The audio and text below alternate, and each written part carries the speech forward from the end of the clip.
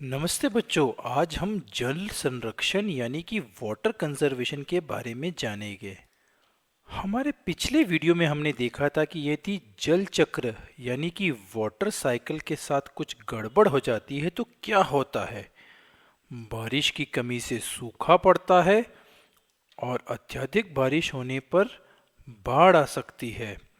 हम जल चक्र पर नियंत्रण नहीं कर सकते हैं क्योंकि वह जलवायु का हिस्सा होता है, लेकिन कम से कम हम बुरे समय के लिए तैयार तो रह सकते हैं या बुरे समय से बचने के लिए कुछ सावधानियां तो रख सकते हैं, है ना? तो कैसे? सबसे पहले हमें पानी की बर्बादी को रोकना चाहिए। आप बच्चों को भी इस बात का ध्यान रखना चाहिए। आमतौर पर हम सभी में यह आदत होती है, नहाते समय, दांतों को ब्रश करते समय, कपड़े या बर्तन धोते समय हम नल को खुला छोड़ देते हैं, जिससे पानी बहता रहता है और बहकर नाली में चला जाता है। इन सब में तो बहुत सा पानी व्यर्थ हो जाता है और हमें अपनी इस आदत को बदलना चाहिए। बहुत बार नलों से पानी टपकता रहता है, इसलिए हमें इन्हें ठीक से बंद करना चाहिए। और यदि तब भी पानी टपकना ना बंद हो तो बड़ों को बताकर उस नल को ठीक करवाना चाहिए। और याद रखिए, आपने भी इस नल को खोला न हो तब भी आप उसे बंद करिए। ध्यानपूर्वक इस्तेमाल करने के बाद भी हमें बहुत से पानी की ज़रूरत है क्योंकि दिन पर दिन जनसंख्या बढ़ती जा रही है। बरसात के पानी से ही हम सभी जल स्रोतों को पानी मिलता है। तो जिस प्रकार आपके माता पिता बुरे समय के लिए पैसा बचाकर रखते हैं, हमें भी बुरे वक्त के लिए बरसात के पानी को बचाना या संरक्षित कर रखना चाहिए। और यह कार्य हम कैसे करेंगे? छोटे होने के बावजूद भी आप इस कार्य में सहयोग कर सकते हैं। बरसात का पानी छोटी छोटी बाल्टियों आदि में जमा किया जा सकता है। इस पानी को पौधों में डाला जा सकता है। इससे आपकी साइकिल या पिताजी की मोटरसाइकिल या कार भी धोई जा सकती है। कितना मज़ा आएगा, है ना? जब बहुत से लोग एक साथ मिल जाए और एक साथ कार्य करें तो हम बहुत से बरसात के पानी को बचा सकते हैं। भारत में कई जगह लोग तालाब या झील खोदकर उनमें बरसात के पानी को जमा करते हैं। लोग बरसात के पानी को जमा करने के लिए बड़े बड़े बांध यानी कि डैम्स भी बना रहे हैं। लेकिन बारिश के पानी को जमा करने के लिए बांध बनाने से कुछ नुकसान भी है।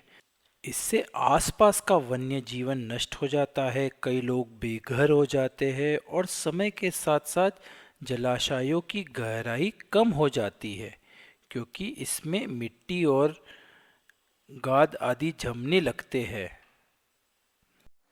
लेकिन फिर भी बहुत सा बरसाती पानी व्यर्थ चला जाता है। बड़ी मात्रा में पानी नालियों में चला जाता है। चाहे सूखा ही क्यों ना पड़ा हो, लेकिन तब भी हम नाली के गंदे पानी को इस्तेमाल नहीं कर सकते हैं। यह मीठा पानी गंदे मैदानों और यहाँ तक कि खेतों और बाढ़ की डूबी सड़कों पर बहता रहता है। इस प्रकार बरसाती पानी प्रदूषित होकर व्यर्थ होता जाता है और इसके कारण बरसात से पाया जाने वाला मीठा पानी भारी मात्रा में पूरी तरह व्यर्थ और प्रदूषित हो जाता है। इतना सारा पानी हमारी रोज़मर्रा की ज़िंदगी में कई तरह से उपयोग में आ सकता है, यहाँ तक कि पीने में भी। तो हमें इस बरसात के पानी को बचाना चाहिए ताकि हम बुरे वक्त में इसका इस्तेमाल कर सके। काश लोग बरसात के पानी को साफ छत पर जमा कर सकते। बरसात का पानी छत पर एक छोटे तालाब की तरह जमा हो जाता, लेकिन लोग बारिश के पानी को छत पर जमा नहीं कर सकते क्योंकि इससे छत कमज़ोर हो जाएगी। तो वे इस पानी को एक पाइप के द्वारा छत से एक टंकी तक पहुंचा देते हैं और यह पानी उस टंकी में जमा होने लगता है। इस बरसाती पानी को किसी भी काम में लिया जा सकता है। थोड़ा शुद्ध करने के बाद तो इस पानी को पीने के लिए भी इस्तेमाल किया जा सकता है। जब लोग बारिश का पानी जमा करते हैं और उसे इस्तेमाल में लाते हैं, तब उन्हें अपने ट्यूबवेल का इस्तेमाल करके बहुत ज़्यादा भूमिगत जल निकालने की आवश्यकता नहीं पड़ती है। इससे भूमिगत जल यानी जो धरती के अंदर जल है वह बच जाता है और इसे तब इस्तेमाल में लाया जा सकता है जब बरसात न हो रही हो, यानी कि गर्मी के शुष्क मौसम में या सूखे के हालात होने पर।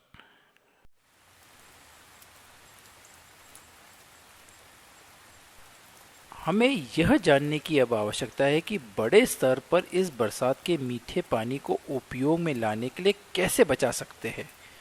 चलिए हम एक ऐसे घर में चलते हैं जहां पर बरसाती पानी को संरक्षित किया गया है और पता लगाते हैं।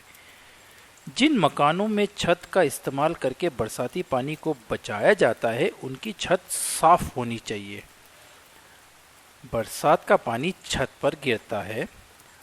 आमतौर पर हम एक पाइप का इस्तेमाल करके बरसाती पानी को छत से नालियों में बहा देते हैं, लेकिन जब हम इस पानी को जमा करते हैं तब हम इसको पाइप के माध्यम से छत से नाली की बजाय एक छोटी टंकी में भेज देते हैं। इस टंकी में बरसात का पानी फिल्टर होता है और फिर यह फिल्टर्ड पानी इस फिल्टर टैंक से एक पाइप के द्वारा बाहर निकलकर जमीन के अंदर स्थित टंकी में पहुंचता है।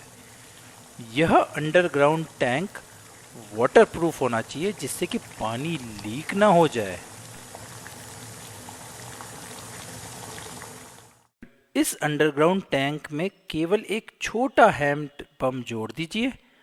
अब हम ज़रूरत के हिसाब से पानी बाहर निकाल सकते हैं और इस प्रकार टंकी का पानी सही तरीके से इस्तेमाल किया जा सकता है। यहाँ तक कि इस टंकी के पानी को हम आसानी से उपलब्ध सेफ वाटर डिसइंफेक्टेंट की मदद से जर्म फ्री करके इस पानी को पीने के उपयोग में भी ला सकते हैं। मुझे पता है आप ज़रूर सोच रहे होंगे सब लोग तो अपने घरों में यह नहीं कर सकते क्योंकि रेन वाटर फिल्टर बनाना बहुत मुश्किल और महंगा होता होगा। नहीं, इसे कोई भी बनवा सकता है। जरा इस साधारण फिल्टर को देखिए। यह एक छोटी सी पानी की टंकी या एक बड़ा सा प्लास्टिक ड्रम है। सबसे पहले ड्रम के एक और बिल्कुल नीचे की ओर एक छेद करिए और फिर उसमें मच्छरदानी की जाली के समान एक छोटा सा जाली का टुकड़ा लगाइए। अब ड्रम के अंदर नीचे के कुछ भाग में साफ कंकड़ भर दीजिए। उसके ऊपर साफ ग्रेवल्स की एक परत डालिए और इसकी चौड़ाई भी पिछली परत जितनी ही रखिए और इनके ऊपर पीली रेत की एक परत डालिए और इस परत की चौड़ाई भी अन्य दो परतों के समान ही रखिए। लेकिन एक महत्वपूर्ण बात, हमें ड्रम में रेत की परत के ऊपर थोड़ी सी जगह खाली छोड़ना चाहिए जिससे कुछ समय के लिए थोड़ा पानी यहाँ पर ठहर सके। यदि हम खाली जगह नहीं रखते हैं तो पानी बड़ी तेज़ी से ड्रम के बाहर बह जाएगा क्योंकि पानी बड़ी तेज़ी से ड्रम के अंदर आता है, लेकिन वह उतनी तेज़ी से रेत की सतह से रिस नहीं पाता है। बरसात के पानी को बचाने और इस्तेमाल में लाने के इस प्रक्रिया को रेन वाटर हार्वेस्टिंग कहा जाता है। उपयोगी मीठे बरसाती पानी को बचाने में यह तकनीक बहुत मददगार है। यदि हम बुरे वक्त में पानी की किल्लत से बचना चाहते हैं तो क्यों ना हम इस तकनीक को अपनाएं। इसके बारे में सोचिए बच्चों। बरसात से प्यार कीजिए और बरसाती पानी को संरक्षित कीजिए बच्चों। Bye bye.